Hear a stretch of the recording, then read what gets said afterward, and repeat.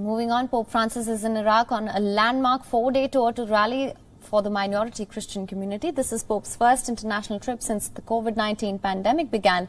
Pope Francis' Day 2 in Iraq began with holding a symbolic meeting with Grand Ayatollah Ali al-Sistani. Al-Sistani is one of the most powerful figures in Shia Islam.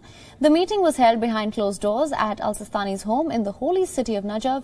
During the meet, Shia leader affirmed his concerns that Christians in the country should live like all Iraqis in peace and security and their full constitutional rights.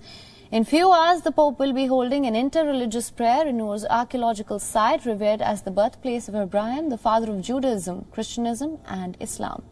Now, the Pope's visit in Ur will focus on bringing harmony between religious groups. The Pontiff will then return to Baghdad, where he will hold a mass at the Chaldean Cathedral of St. Joseph. The Pope landed in Baghdad on Friday to begin his historic tour.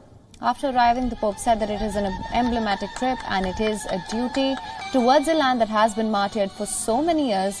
The visit of the Pope has a highly symbolic value given the importance of Iraqi Christians in the history of the faith. But the trip is fraught in danger not just in security concerns but also in the midst of the country's highest infection level since the start of the pandemic. As we just mentioned, this is the Pope's first international visit since the COVID-19 pandemic began in 2019. Of course, there were concerns of coronavirus and security in Iraq. However, the Pope decided to go through with his plans to go on this 4-day trip to Iraq as it is symbolic. He wanted to be there as a pilgrim of peace. He said this in a video message that he released a day before departing. He is now in Iraq. He has already had his meeting with Ayatollah Ali al-Sistani, of course, to bring peace and harmony in the country and also to talk about coexistence of Christian minorities in Iraq.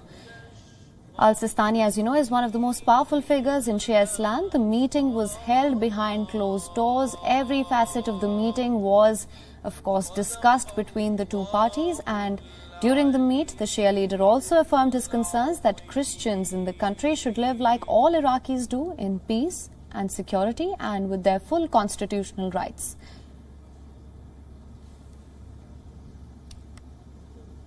Well, this was his second day in Iraq, and in a few hours, the Pope will be holding an inter-religious prayer in Ur's archaeological site, revered as the birthplace of Abraham, that is the father of Judaism, Christianism and Islam. This will focus on bringing harmony between all these religious groups and the Christian minority in Iraq. He will then return to Baghdad, where he will hold a mass at a cathedral of St. Joseph. This is, of course, an emblematic trip, and he said that it is his duty towards a land that has been martyred for so many years. The visit of the Pope has a highly symbolic value given the importance of Iraqi Christians in the history of the faith. قداسة الأب الأقدس الضيوف الكرام سيداتنا سادتنا أنا داود آرا. The Pope's encounter with Grand Ayatollah Ali al-Sistani, the spiritual leader of millions of Shia Muslims, took place in the holy city of Najaf. It is the Pope's first international trip since the start of the pandemic and his first ever visit to Iraq, in fact. COVID-19 and security fears, of course, were looming large. The 84-year-old leader of the Catholic Church had earlier told reporters that he felt duty-bound to make this emblematic journey, which will see him visit several sites over the course of these 4 days. There aren't very many details of his talks with the Shia cleric, but of course, coexistence and harmony were the major points of discussion between the two.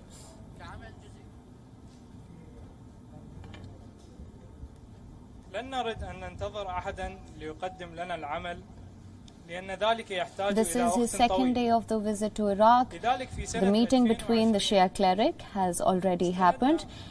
He will soon be back in Baghdad, where he will be back in Ur before that, where he will hold a mass, and then he will return to Baghdad, where he will hold a mass at the Cathedral of St. Joseph.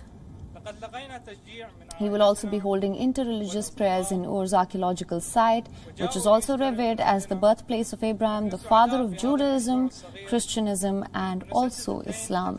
This is also, of course, to promote harmony and peace between all these religious groups and talk about the importance of coexistence and to strengthen the hopes of the Christian minority in Iraq. This is his first trip to Iraq and, of course, his first trip since the COVID-19 pandemic began back in 2019.